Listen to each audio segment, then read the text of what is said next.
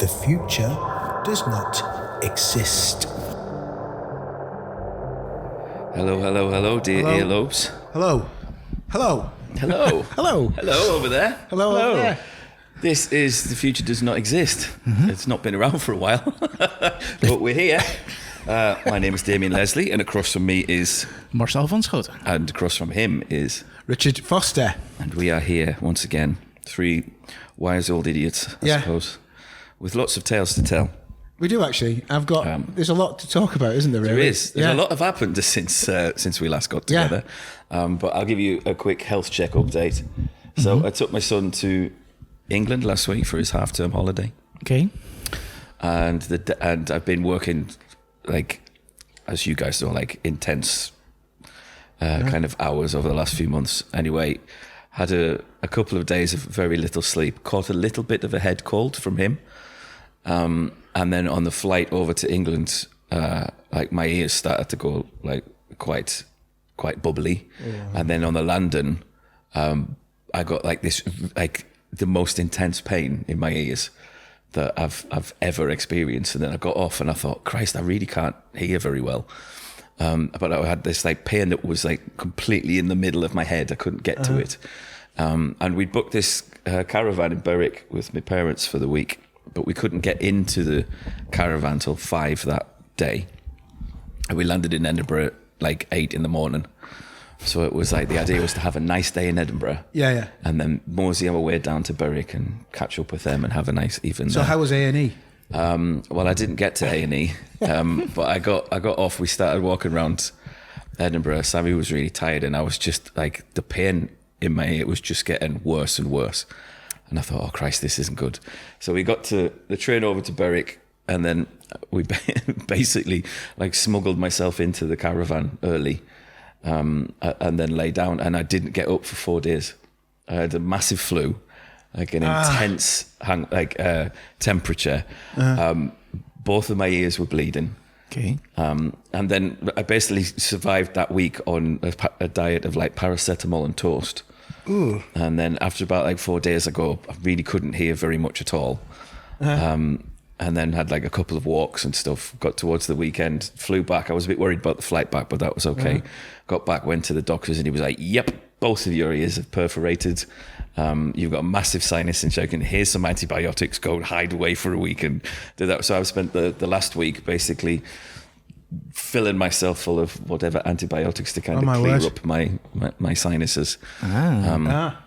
And now my ears are like, it's like they will heal, they tell me. Yeah, they check. But I've not been able to listen to music for 2 weeks. No, I can imagine. I can't. Everybody's voice is a little bit higher than normal. And everybody has this little like noise going on. So if like everything sounds like trying to dial in an AM radio, you know, like when you were a kid, like everything was coming through as if it's like almost underwater or like like I've got this really weird sound thing going on. You can do that. You bang on just for those listening, you can bang on your cheekbones and that relieves your sinuses.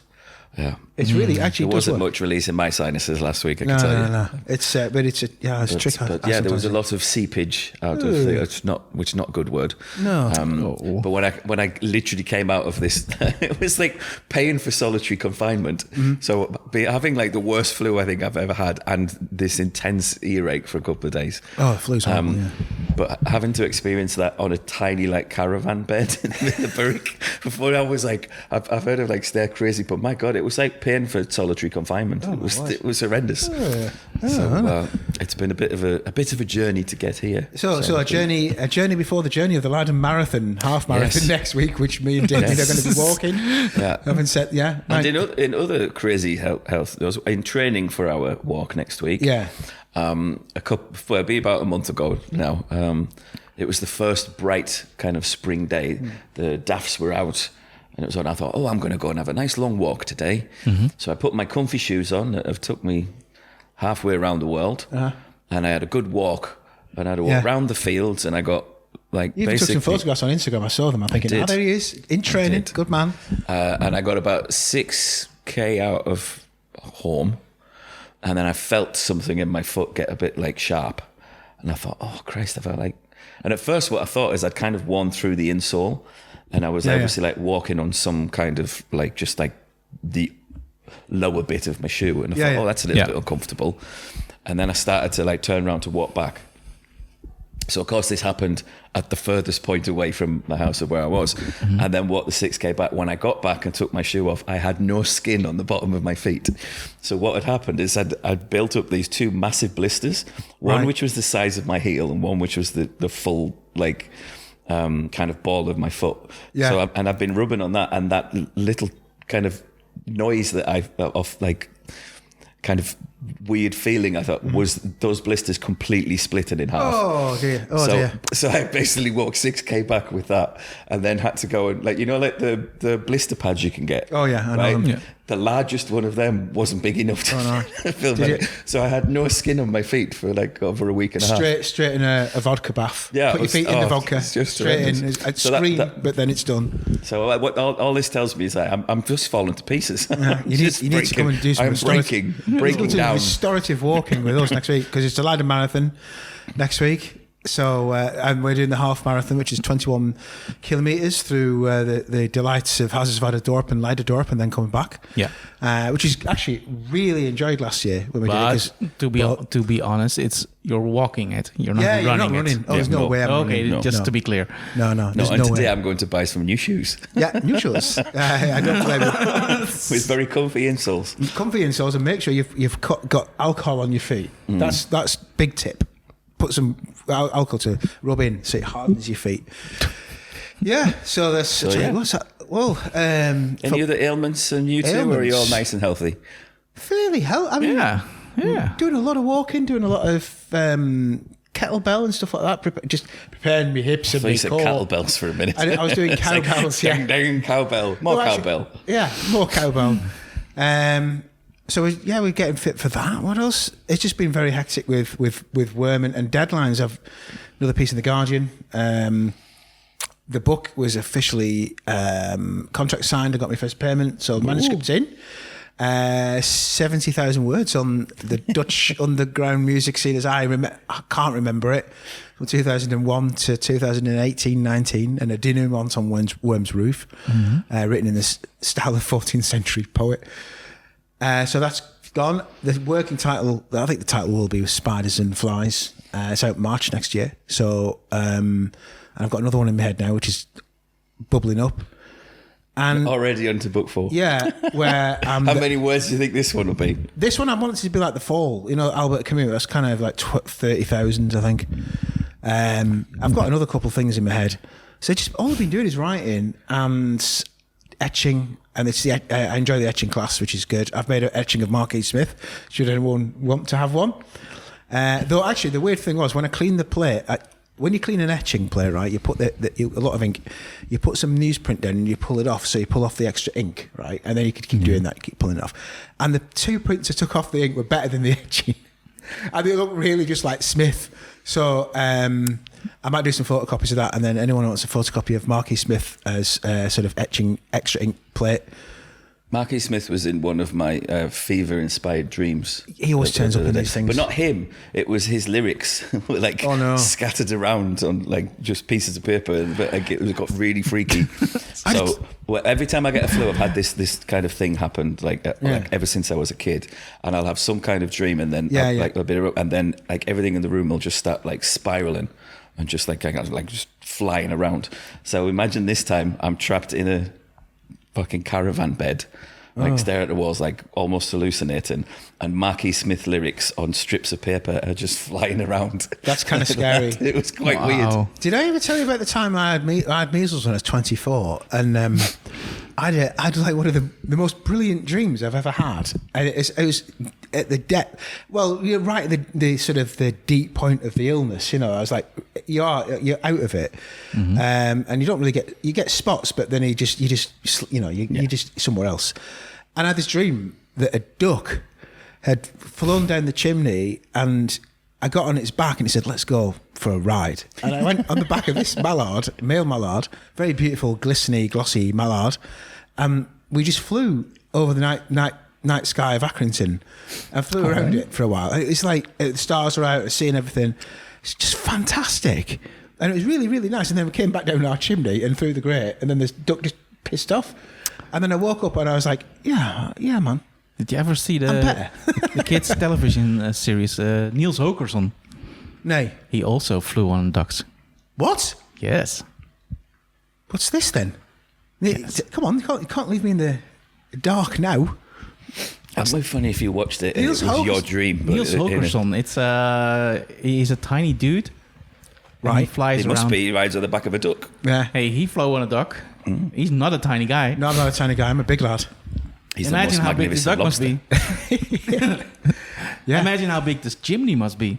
Yeah, but this is the magic of a dream. I was able to go up it, you see, and the duck was big, but he got bigger as he got out of the roof and stuff, and it was amazing. It was I'll like send you a link to Niels Hokerson. You will. This. It might induce some more dreams. Oh wow! I hope so. As long as I don't have measles to have it, you know what I mean. I'd be well up to going back on that duck. It was this.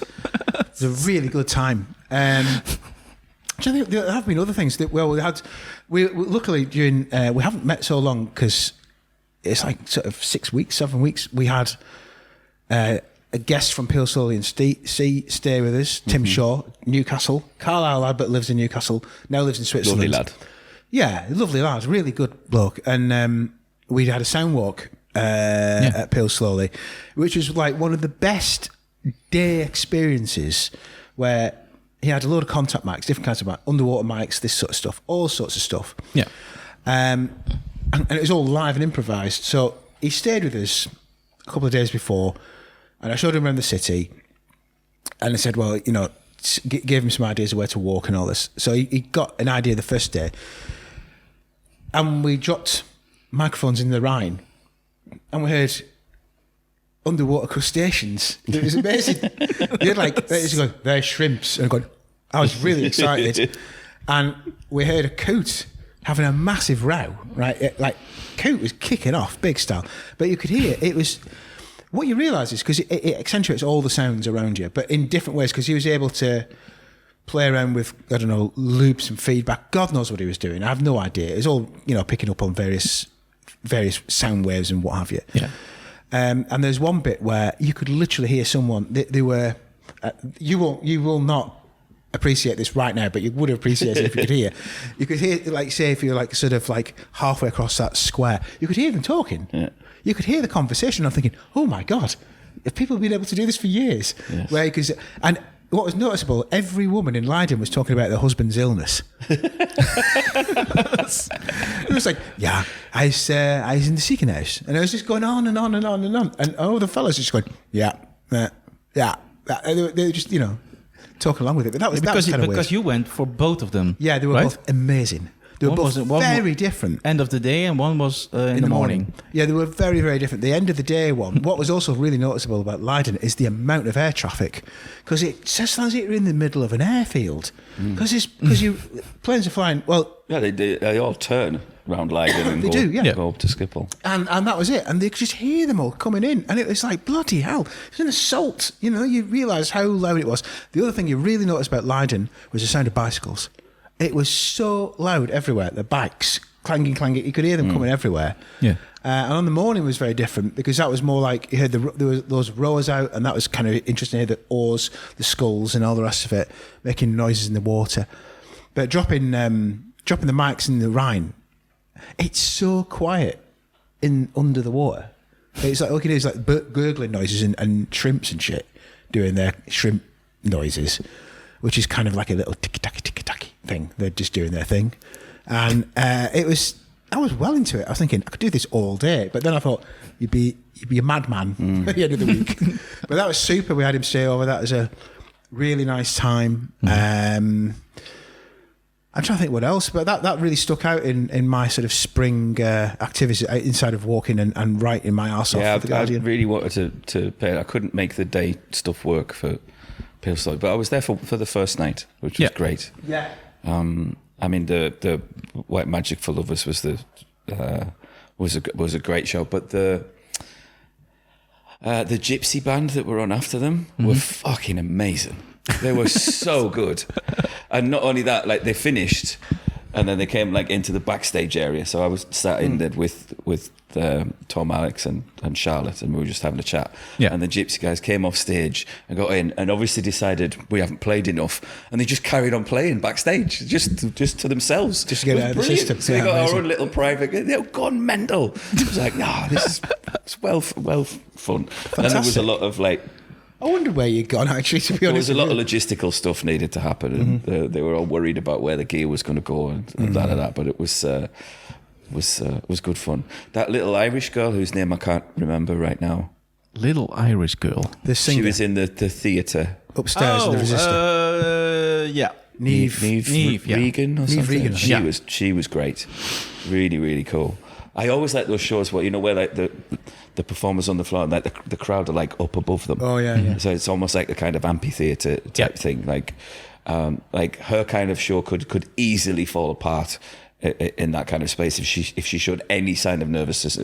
She was just breezed through it. She was great. It was so nice. It was also very nice to have that extra room, because it was the first time we had that room. Yeah, it's lovely, isn't it? And the people from Generator were also like, we're not sure if this is gonna work. I'm like, yeah, it's gonna work. Don't worry. Yeah, it was really good. It was. I got shouted at by Marcel a couple of times though. He was. Oh, I don't blame him. Very. Yeah, he's production head on. authoritarian that Yeah, night. I It was good. should. Yeah. But it was good. It was a very good show. The Zaya and marching band thing, I was actually a little disappointed in, because I didn't think there was enough marching band in half of it. Yeah, I know Didn't what you you see mean. them outside? I missed that. Yeah, that was Because I had to turn into a tour manager for 5 minutes and run around getting wristbands for people. But I missed them walking down the street. But then when I got in, there was like a lot of the gig, the band were just standing around. Yeah. But they And already had their There show was a little outside. bit too much of the... Too much Frisian language. No, it wasn't that stuff. I love. It was more the it was like a cello player he had with him. Harold Oustbo. Yeah, that's a little bit too masturbatory for my bit. Oh, yeah. You shouldn't listen to his get on record with then. it. I won't give you his record. No, I don't think I want that. No, you don't want that. But the night was brilliant. The night was really, really, really good. Oh, it was. I liked both nights. I thought it was really excellent. I thought the finish, because it played Worm as well, Worthy Pussy. It was very Finnish. There's the only way to describe it. You know, when you see someone throwing a baby doll around the head, swinging it around as if pretending it's a baby, and it was, about Finns and feelings. You know how the Finnish try to do their feelings. It's very acrobatic. Yeah. It's like a circus troupe doing Finnish rap with like small dolls and and mock death on stage. It was my kind of thing, really. But like at the same time, it was this is kind of intense. And there was some kind of very weird acrobatics going on where people were standing up and putting their leg behind their ear. Something you couldn't do right now. No, not that I couldn't do that at any point in my life. Especially with your just not now. sinuses. Yeah. So there was a lot of that, and I have absolutely no recollection of the rest of that second night because of that. I really don't. I just remember the Worthy Pussy, and it was bloody hell. What else happened that night? Oh, there's Efterklang, wasn't there? Yeah. I missed that, but I remember. Yeah. Oh, and I saw this Colombian guy who was very good with 5 arms or whatever he was. Oh, yeah. A Colombian guy with 5 arms. Yes. He had In the 3 expo fake room. arms. Oh, that was all a case of right. And did you see something in the small room, the M team? Oh, I saw Lele, which is great. That was actually really good. That was proper rock and roll television. Richard Hell kind of rock and roll. That was a real old fashioned band. Yes, which is kind of rare to see these days. That was really enjoyable. Yeah. I on the first night I really enjoyed Bombstrap, and I know them. I know them. They were a brilliant palate cleanser at the end. It was like, oh, here we go. This is nice. Ava was my just see all these like kind of darling old ladies with their little shopping bags. Where I'm going, this is a little bit much. Yeah, it's like, yes, covered in blood. The lead singer screamed it. Yeah, I think John Robb really liked them. Oh, of course, John. Yeah, John was all like, yeah, brilliant, like, could go places. And I said, you don't know the singer. So, like, he was my intern. And I mean, it's so funny how many people have been my intern and have gone on to greater things. There's a dangerous correlation there. Yeah. So it was kind of interesting. Trying to think, what else happened after that month? There's been lots of things have happened. Oh, I went to Glasgow. Did I tell you about that? You told me you were going to Glasgow. That was kind of mental. Was there a reason you went to Glasgow? It was Donna's mum's 70th birthday party in the Gorbals. Of course. Later, I will show you the photographic evidence of which. But I imagine it was amazing. It was absolutely the best weekend I've had in ages. But it started off with a reading of my book in Cathcart for We Are One of 100. You know, he made my T-shirts. The bootleg ones. Not the bootleg ones. No, we were kind of both pissed about that, but it was really that shop is fantastic. It's a lovely shop. Rich is a sweetheart. His wife's a sweetheart. Free wine. There's a bookshop in Berwick that you need to go to. Oh, then I will go to. It's called Bastion Books, and it only sells adventure tales and military history. Then I'm there. Bastion Books. I'm there. That's it. Actually, Berwick's brilliant. For books. You should. Oh, it is. You should go to Cathcart. You should go to this shop because it's full of gear that you'd like. Loads of books. I was supposed to be going to Glasgow this week, but because of Ian's pointless. You kind of do it. But we went up. Invited to a gig next week. Nope. Two extraordinary coincidences in Glasgow, right? Two extraordinary coincidences. The first night, it was after the Cathcart night. Then it was Donna's mum's do, which surpassed all ideas. Mariska got into a shopping trolley. I don't know where she went. We ended up in a bar, which is an IRA bar, pretty much. Which I liked, but it was kind of like it's the opposite. It was the opposition, if you will. I ended up talking to a man with one eye about Kropotkin and Mutual Aid, his book from 1871, whilst someone was also trying to tell me that God and communism are the same thing.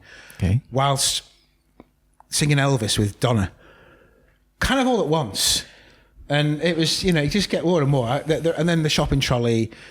I don't remember going home.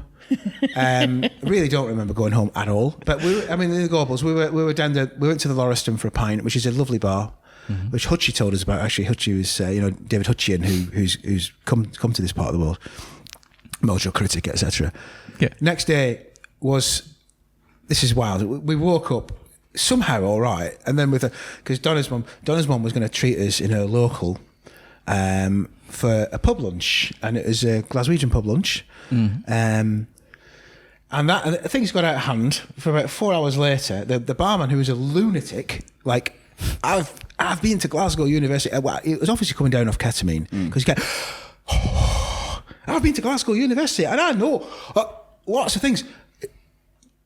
You wanted a pie, It's like, yes, I'd like the pie and chips, please.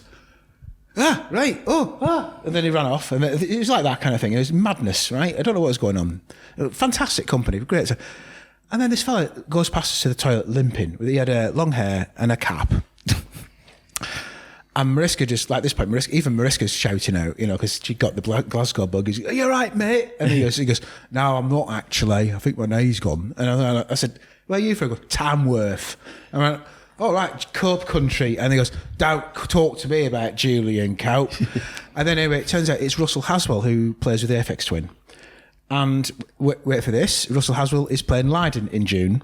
He goes, "You could show me around Leiden." And I've got some photographs of me and Russ in the pub, which I'll like to show you. So anyway, so this is like, this is getting a bit out of hand. We went across, I said like, we said goodbye to everyone, and like they were going off anyway. And we went into town, and who do I bump into in monorail? Like literally, it's record study. I didn't know. Right, we're walking up towards the Gallagher, right, and we were staying just on the edge of Merchant City. I bump into Peasy from Echo and the Bunnymen, right, and he goes, "What are you doing here?" And I'm going like, more to the point, what are you doing here? Right? We are legitimately on holiday. Yeah. He goes, I'm tour managing the farm. They're supporting the Mondays tonight. And the Mondays we're doing a 3-night residency at the Barrowlands. He goes, "Do you want to go on the list?" I go, "You bet." Yeah. And then Mariska goes, yeah, that's why you saw Bez in the Burrell. I mean, like, because we'd seen Bez in the Burrell the day before. I'm thinking, like, that's Bez. Yeah. And he's like looking at a stone Assyrian lion very carefully, and like he's looking at the stone lion for ages, and they're like, "Wow, he's out there." Bez, you know, the dancer out of Happy Mondays. I mean, okay, well, maybe I didn't realise we played 3 nights. So anyway, we got on the list in the Barrowlands Marvellous. for Nout, and the gig was. I mean, the farm were great. Actually, the Mondays were all right. I've heard. I saw the Mondays last good. year, and the band were incredible, like absolutely amazing. But the sound was so low in the mix, and it felt like Sean Ryder was just karaokeing over like the thing. But the band were superb. Yeah, Mark Day is a brilliant guitarist. It was a really good gig, and we got all the hits. It was Thrills, Pills, and Bellyaches. We even got Hallelujah. We got Rope for Luck. You know. It was, but was the best thing about the crowd, because the Barrowlands is a sprung dance floor. Yeah. Mm-hmm. It's a gorgeous floor, and it's really nice, and you can see why people do it, because they're bouncing up and down. And at between, just before they came on, there's this Glasgow thing where they all start shouting, "Here we fucking go! Here we go! Here we go!" And I was like going, "Oh, hey, Scots were here," because they're all they do that, and I've heard about it, I'd never seen it, and I was like going, "Oh, that's great." And so anyway, we had an amazing night. So I saw Peasy, I saw Russell Haswell. I bumped into the singer of what's it? Oh God, what are they called? Not Two Door Cinema, but there's another Glasgow band that have kind of had the name of it with a cinema in it. I can't even remember anyway. A girl. You know the one I mean? You mean Camera Obscura? Camera Obscura, yeah. Cracking band. Who sold me a Tootle scarf and a new Tootle cravat, which I'm very proud of. And it was great band there. Yeah, I had a fantastic time. I forget how great Glasgow is, actually. That Saturday that you were having that fun, that was when I landed in Edinburgh and had like a very bad experience. Ah, never. Aww. So Same day. So you see, that shows 10 miles away. Don't go to Edinburgh. Stay in Glasgow. Yeah, the wrong side of the M80 is indeed. So you know that was the other thing that is of note. But I implore all people to go to We Are One of 100. Richie's shop is great. His t-shirts are fucking fantastic. Really, really nice. I have a brilliant eavesdropping tale from Edinburgh. So on the following Saturday, when I met up with some friends and stayed in Edinburgh for the night. And at this point, I have a little bit of my hearing coming back. And whilst I was out, I kind of, and my right ear kind of cleared a bit. And I was like, oh, this is nice. Which meant that I couldn't hear anybody around the table that I was sat with. But I could hear the table next to me perfectly. Right? So we sat at this bar. And I'm like trying to almost like lip read what the people are chatting on. But on the table next to me, there's 2 guys. One's American with a really, like a really camp, like New York accent. Okay. Like really camp. How would that sound for those who wouldn't can't know? do it. Is that kind of New York? But like think of like a proper New York. Wow. But like New York. Oh. like that. And he's with, like, and I really can't do this one, but imagine a really camp Derry accent. No, I can't. Right? No, I can, but I couldn't do it. Right? So there's the two guys next to you. They're up I've seen them like the early 20s or something. They're both, I get the impression they're both studying like at Edinburgh. And anyway, the American guy, as the conversation going, I pick up that he's flown to study in Edinburgh, basically because he's gay, didn't want to tell anyone back home, and then he was like trying to like kind of come out and find himself a little bit. Yeah. And this Irish lad was basically saying, everything's going to be okay. I'll show you the ropes. Ah, cool. Right? Yeah. So they were like, and there were a couple of gems from that conversation that I was just chortling at. So one of them, like, the Irish lads, he was basically saying, "Oh, don't worry," and the American, like, everything's going to be fine. We'll sort you out. We'll go around town tonight. We'll find you some fun. You'll have loads of fun. And basically, the American guy was saying, like, I know I'm gay, but I don't know how to be gay. I've never really had a gay experience or anything like that. I don't know what to do. Don't know like where to go. I don't really know how to be. And then he said, "Well, what do you think of me?" And the put down that came is fucking amazing. So this Irish lad goes, "Well, I would say that you are very attractive, but," right? And then the next line is, fuck, I've just put it. He goes, "But I must tell you, I only bend over for Greek gods, my darling." don't you worry, we'll find yourself someone, we'll have a lot of fun. And then like a couple of minutes later, and he was like, so what do you do this? Like, how do we start? And what do we do? And the next time they came out of the Irish guy, was just like, well, let's just say 2 fingers is more than enough to start with, my darling. So that was like, fantastic. Brilliant. I only bend over for Greek gods, my darling. Oh, my word. Thought, that is top drawer. Oh. So, yeah, there was something else we've done. Oh, I went to Rewire. That was something. I had to do a speech in this bookshop. It was like, you can imagine it's all like these kind of university types talking about stuff, sound and all that.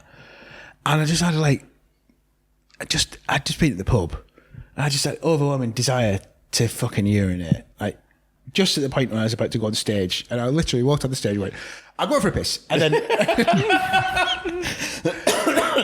ran off. And they wouldn't let me in the toilet because it is the bookshops. It's only for staff. And it's just like, what do you want? Do you want this on your floor? And they just... I didn't realize I'd never been so assertive in all my bloody life. It's like, I'm kind of like, I'm not really assertive, but I was just, do you want to see it? And they went, no. He goes, open the door. So I went in, and then I came back out and sat down and did me talk. And yeah, it was, I had people shouting, what do you want at me for a few days? What do you want? What do you want? It was kind of a moment. But that was your highlight of Rewire. Yeah, Rewire was great. There were some really nice gigs. I thought Neubauten were a bit quiet. As someone said, like all that percussion just to make that small noise. I thought that was it was a nice gig. I did see some really good things, but I've just forgotten them. Okay. I don't know what it is about those festivals. It's the same with all festivals at present. I much prefer gigs now where I can just see one thing I want to go and see, rather than have like this sort of smorgasbord of things sensations that I'm into. I saw Ale Hop, as a Mexican sort of multi-instrumentalist. She was fantastic. Alejandra Caladero, I think her name is. Ale Hop. She's really good. So that was really nice. Yeah. But the rest is kind of floating over me at present. I'm getting increasingly wary of festivals. I think they're a bit. I think you do too much. If you do too many of them in a row, they just bleed into. Yeah, and you forget you forget what you're watching. But isn't that also sort of the danger of a festival like Rewire? Yeah, totally. It's not all very like. It has to be very out there and very experimental and very. It also has to be at top of its weirdness. Game. Yeah, because it has to be at top of its game. I mean, it really is. I would probably say it's 15 years old, and I mean, like Bronner. I know Bronner, the organizer very well. I work for him. He's a really great guy. It's a great festival, and it's pitched at a particular market, which is this sort of intersection between university students and lecturers, people who like weird music, and people who are like electronic music and the arts. Right, so it's kind of highbrow, but not. But it's also the clubbing is very intense. It's an intense festival, is the best way to put it. And he's done it. It's immaculate in the sense of like you're able to use all the Den Haag really well. They use sound sculptures. In fact, one of the nicest things I saw was these 4 raised drums that made a humming noise. You had about 4 or 5 in this room, and you just went in. It's this beautiful kind of celestial hum. And that was an installation, and that was actually brilliant. I could have stayed there all day. Yeah. But it takes a lot out of you, and you realise you've got the city, which is great. You've got you have all these ups and downs in terms of like your experiences, and it's kind of exhausting. And I'm beginning to think, I went to see a gig on Friday, Hi-Fi Spitfires. It's just old-fashioned punk. There's a guy from there, John Like Upstarts and Subhumans playing. And it was great. It was just like old-fashioned, noisy punk. 3 bands. One of them was affably shit. Another one was trying very hard and sometimes was good. And the third band was great. The main band, Gwynny, was the tour manager. Yeah. Gwynny said hello. And it was, Gwynny's been everywhere the last few weeks. Gwynny's everywhere. With an attractive young lady by his side. Always. He's got good form, that lad. Unbelievable. Anyway, it was I thought, God, that actually just simple fun. There's a place for it, and I think the simple fun has been taken away from a lot of Guess Who's, Rewires. I mean, I could name, End of the Road. I could name all those festivals. Yeah. It's all about taste, and I think taste is a bit worrying, actually. I don't like taste.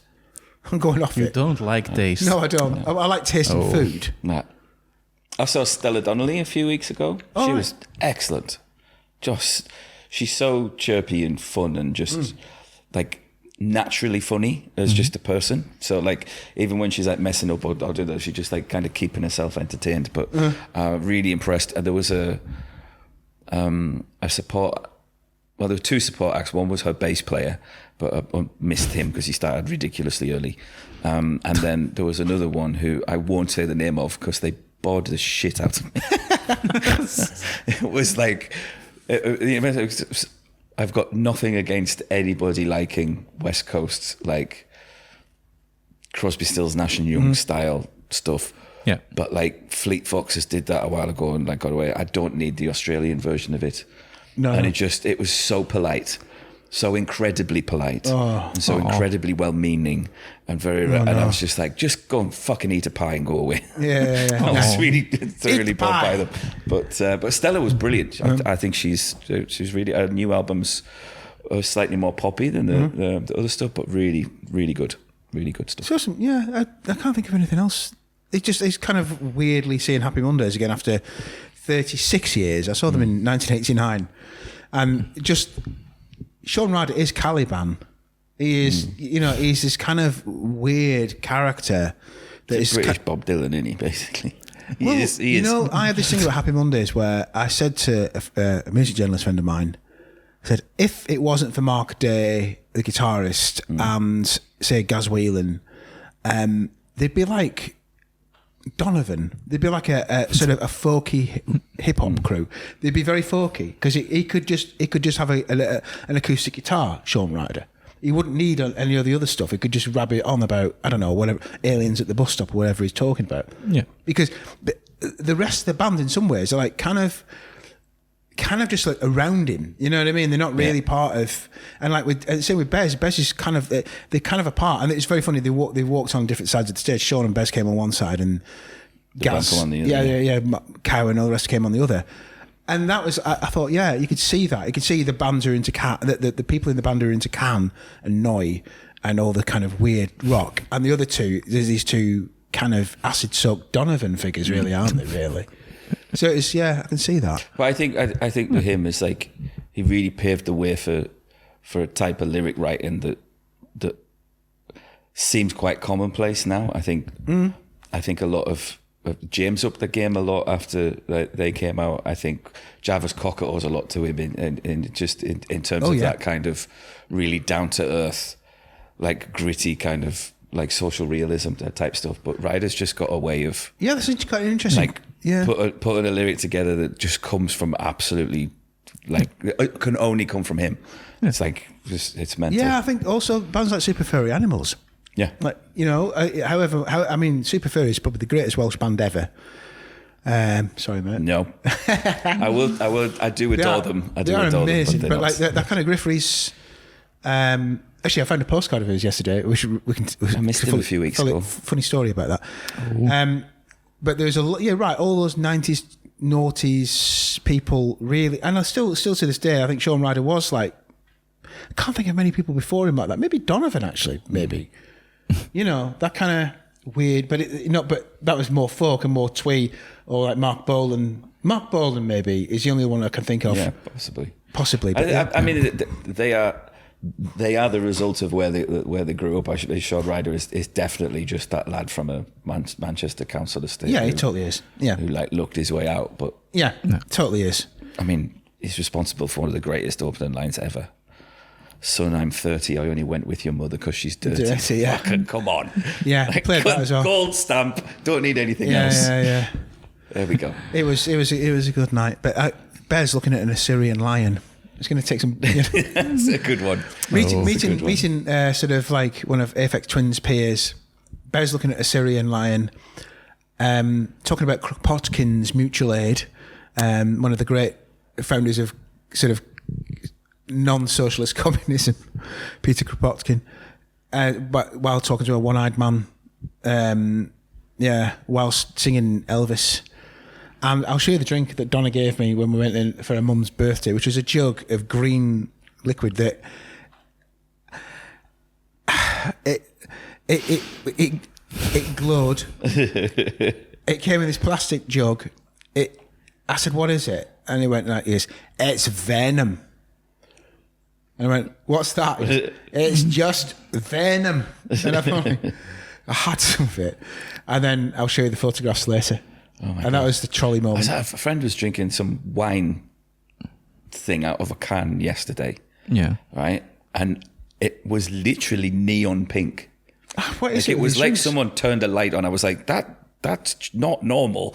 Like it was I reckon if you put it up to a light, it would like instantly fill the whole room. It was proper neon pink. That's kind of weird. Those drinks. I remember them in the 90s. You know, they're Wicked, Blue Wicked, and all these kinds of terrible, like glowing drinks. Yeah. That were just alcohol pops, as they called them. Then Yeah. People just like neck them, Wicked you know? Iron Brew. I used to love that stuff. It was. But After about 4 or 5 pints, you get a bit bloated. A Wicked Iron Brew was great. you could drink it, Sorts you out. and but the thing was, it was mayhem afterwards. Everyone was like absolutely flying off glucose. Yeah. It was just, and this is about 1993-4, and it was Hooch was the first one. Remember? Hooch was the first one. Lemonade, alcoholic lemonade. and it had a bulldog on the front, didn't it? Yeah, and it had this Battered. it just everyone was banana drunk, but like it was a scene of hell in most small town centres, wasn't it? Yeah. And it's all glowy drinks, and now they seem to be coming back, glowy drinks, because people are bored of drinking whatever the fuck it is. IPAs or whatever, this nonsense that they ruin beer with. Yeah, but this venom, I think it was a cocktail. It was supposed to be a cocktail, but it came in a jug, and it was huge. And Donna had most of it, to be honest, and I was surprised. Wow. One of the company ended up in the Gorbals with no socks, no shoes, no phone, and then having sort of trying to be taken home to his mother to be washed. We had to wash him. So you're thinking like, we have very different weeks. Yes. you'd have loved So it. Marcel, let's go back to Pale Slowly. How was it for? How was it for the you? other side? Oh, it was very nice. It was very. It happened without very big things that could go wrong. There was options to go wrong, but it didn't really go wrong. It went pretty smooth. We had more people there, but I don't think it was too much. No, but Felt good. It was noticeable. There was a lot of people. Yeah, both nights were really, really packed. Friday is a real festival night now. Yeah. And it used to be like a pre-party feeling as well, but now it's just another day. And the start off with the drum band was so nice. And yeah, we're looking back at a good festival. It was a nice one. I think it might have it would be nice if it got a bit more. A little bit more weirdness in it, because now it felt, especially on a Saturday, it felt like just moving along. There was. I kind of dipped in and out on Saturday. I thought, there was things that were really good, but then I thought there was things I could equally just not bother seeing. And that's also not an issue, because it's also a nice festival to meet up with people you haven't seen in a year. That's what happened, yeah. And that's also very fine. But we were very happy with it. But I quite like that. It depends. I think with the type of festival, because it's like venue to venue, it's a bit different. But I really like there's something that normally happens on like a hot afternoon at Halden. Yeah. Where it'd be like the Saturday or Sunday. We've had a couple of days of it. We're like a bit like emotionally overstimulated, and there'll be a point where we just without kind of thinking about it, we both like kind of stop watching what's on stage, and then just kind of float around, and then just having that almost as like a kind of soundtrack in the background of stuff. That's when somehow some things like just kind of lift up a little bit, and it's true. It's good. And then you come home and go, they were great. I want to listen to them again. No, never. No, but it was so much. Yeah. We've seen so many. We've heard so many famous bands doing that. Yeah, just kind of fit and give you they kind of entertain you, but don't take like a lasting hold on you. No. Yeah. But some of that could be quite Oh fun. yeah. Especially Halden's quite kind of special for that. I'm looking forward to this year's. Actually, I have to say, there's some new slogan. Have you seen it's something about the future past, isn't it?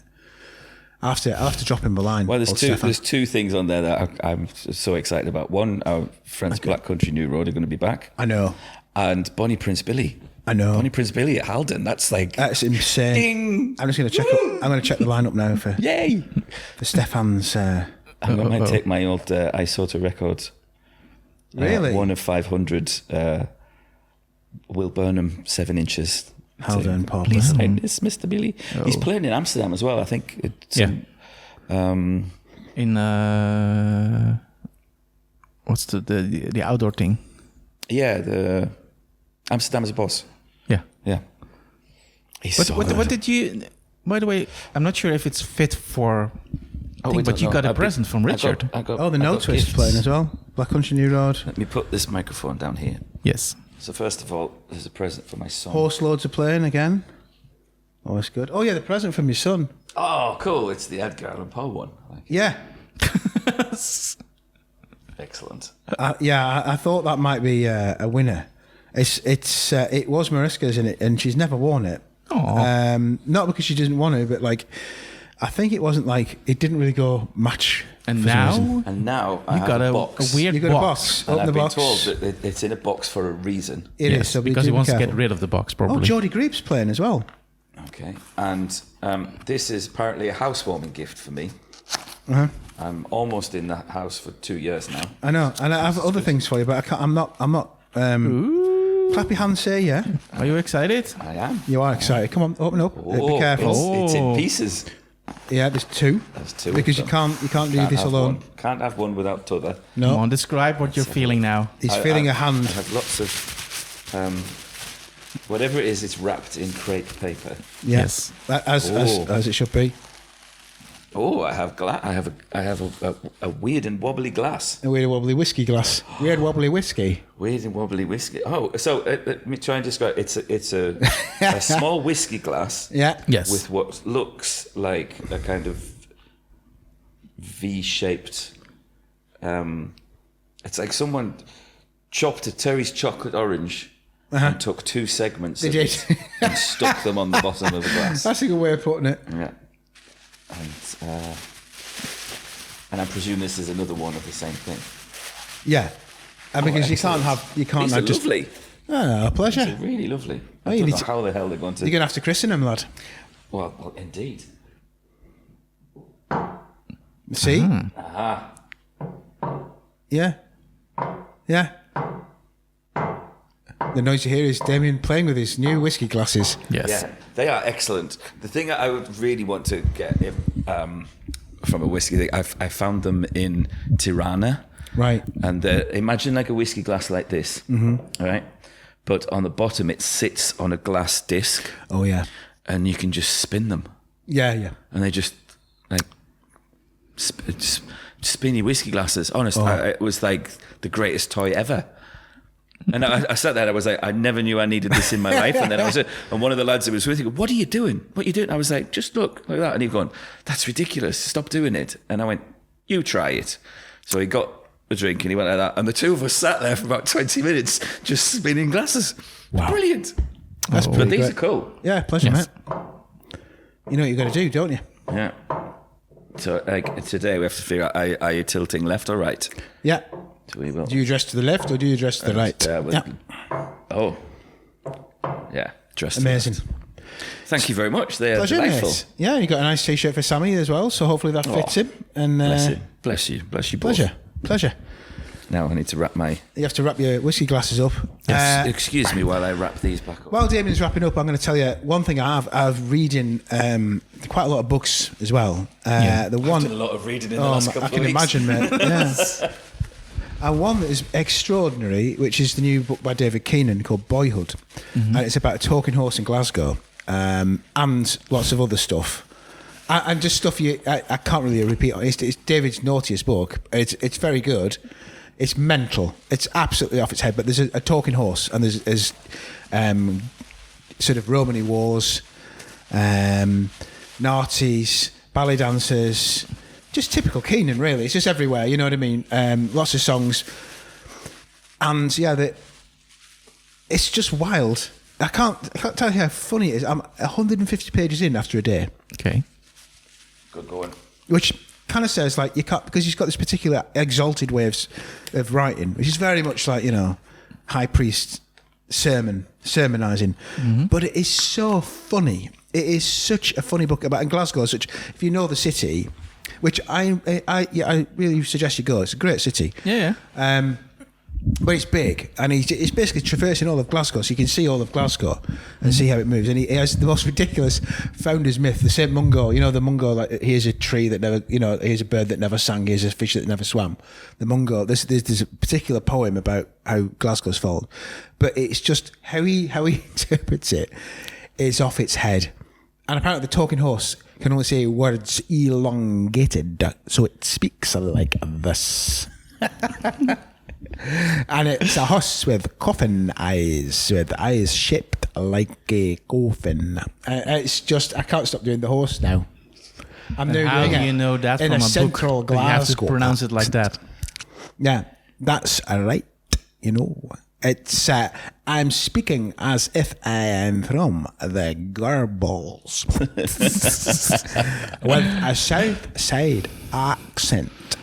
There you go. See, no. So I'm getting out of hand now. I've got to, but that's a fantastic book. And I read the new Julian Barnes Departures, which is also really good. Mm-hmm. Starts with a memory of someone who's eaten all these pies. You can remember every pie he's eaten. So of course that hooked me. Okay. That was really good. And Mark Bowles' new one, which isn't out yet, which is called How Do People Say the Same? It's about Todmorden, growing up in Bradford and all that. It's really great. Todmorden, what is it? And he goes back. It starts now and it goes back to his childhood, and it's really, really good. Okay. He's such a good writer, is Mark Bowles. So I've read 3 in a weekend, really, pretty much. Like since Thursday night, I've read those 3 books. Nice. I've got 150 pages. The Keenan one sounds excellent. Keenan is always great. This is a memorial device. Extabirth, and the one about his dad's mates, sort of Irish Scots, called For the Good Times, is outstanding book. I think that's one of my favourite books he's ever written. But this is a memorial device I would start with. Get that. That is real. It's about an imaginary post-punk band in Airdrie. And it's wild. And it's follow-up Angels of Magic and Light. I love David. He's a great guy. I really like hanging out with him. Mm-hmm. His signature's ridiculous. I said, like, David, it's just a dot and a squiggle. He goes, it's a sperm. So, yeah. What's been on your reading list, Marcel? Not much. That's a great answer. No, I'm just trying to figure out what have I been reading. I haven't been reading that much. Did you read Buffalo Hunter? I'm still reading it. I love that. I'm moving along slowly. Okay. But that's more because it's been busy times. Yeah. Mm. So I've read quite the latest ones.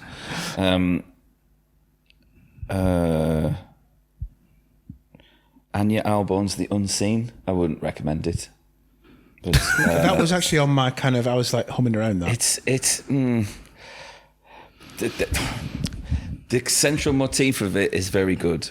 Mm-hmm. So there's a family, and they've got 6 kids, and they've had 5 miscarriages. Oh. And so like there's a lot going on with them. And then they find this boy. Yeah. They're introduced to this boy, like, can they look after him almost like a foster child? And this boy has grown up in the woods, and he's not, like, he's basically, like, since a baby, he's survived in the woods on his own. So he's a little bit odd, and his limbs are a bit distorted, like, because he's had to just grow up in his own, but he also can't talk. And then they bring that bring this kid into the family. The mother is, like, obsessed of, like, this is something we have to do, but of course that then causes some troubles within the family. Mm-hmm. And then where it kind of builds up to is quite good. But the problem I have with it is because there are so many kids, like every chapter is a different person. So it takes, like, it feels like it spends too much time trying to get everybody's point of view. Yeah, okay. When a lot of that you could have like outside of that, you could have cut 3 kids out. Yeah. And the book would have just rattled through, and it would still have the same impact. Yes. And it's just like it feels like it needed a lot of editing, but not in the sense of how it's written. Just take those 3 out. Don't need them. Drop the kids. Because otherwise, like the whole thing kind of. There's like 3 or 4 min beats to it, so it could have been a really short. It could have been a short story, could have been, but it's kind of just padded out a bit much, which is, I found it a little disappointing. Any good books you read? Yes, I enjoyed Senseless by Ronald Malfi. I'm not the biggest Ronald Malfi fan, but I picked it up in Edinburgh, and it was signed and it was on sale. I was like, I'll give it a go. But that was quite good. It kind of portrays itself as like a modern vampire story, but it really isn't. But I thought that was quite fun. Okay. And I read Jonathan Strange and Mr. Norrell again. Okay. Which is, if anyone hasn't read it, it's a tome of a thing, but it's so good. So so good. Book you'd like. There are a lot of sort of multi-perspective books around, but the one I really liked from last year was Wendy Erskine's The Benefactors, which it's set in Northern Ireland. It's set in Belfast. It's about this. I think it's about a rape, teenage rape, and it's not as. I mean, it's heavy, but it's really exciting. I mean, it's really well written. She's a brilliant writer, is Wendy. She's great company. I really recommend that book, and it's kind of very, because it's about 3 women's different experiences of their kids. So you've got the mother of the girl who gets raped or gets coerced into sex, and then the other people who are involved, and it's really fascinating. I really recommend. I actually said that was my book of the year last year. Okay. Because she's such a good writer. Because she's sharp. She's got this kind of Irish sharpness about her that is not, it cuts out the crap. Yeah. She's from Belfast, so it's that very strict, direct kind of address. I really recommend that. I realised I've read 25 books this year. Already. Yeah, Already? and I haven't thought about because sometimes when I used to think, I've read this one, I think, I've just been. Sometimes when you write a lot, you read a lot, and I don't understand why that is. When I'm not writing, I cannot read. Yeah. How weird is that? And all I've doing is fucking. I have like kind of seasons of. Yeah, and then of like either intense reading or not. Yeah. And so, I know that, but that's why I'm now in the part that I don't read that much. yeah. Which is also Depends how useful. busy you are too. It's like sometimes you need it as an escape, and other times it's just like your brain just says, I need to read. It's like, give me. I think what else I've been writing lots of reviews. So I did the new Laibach record, which is ridiculous for the choirs. Did the biography for Tramhouse. I'm allowed to say that because they're going to put my name on it. The new Tramhouse record is miles better than the first one. Big sound, big production. Like the sound is better. The pacing of it is better. It doesn't shoot its load too quick. It's kind of the best song is the last song, in my opinion.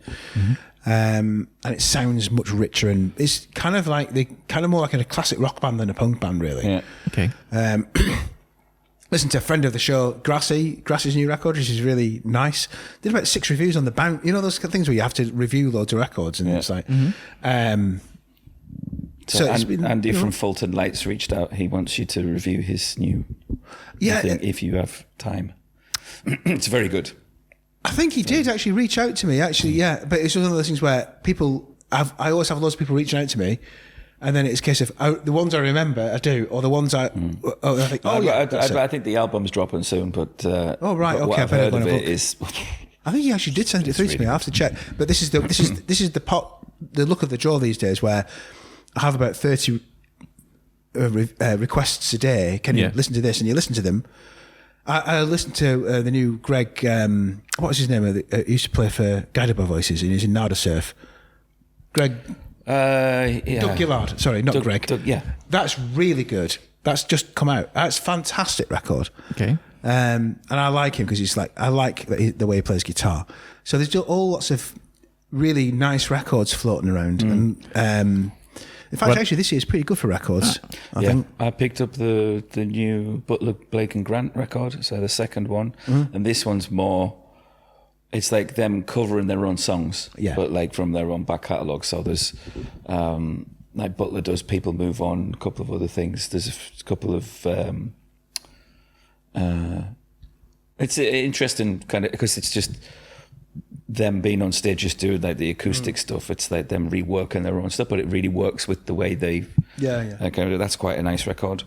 Picked up a few other stuff. I've been like just more picking up like stuff I've missed over the years and dive into but new stuff.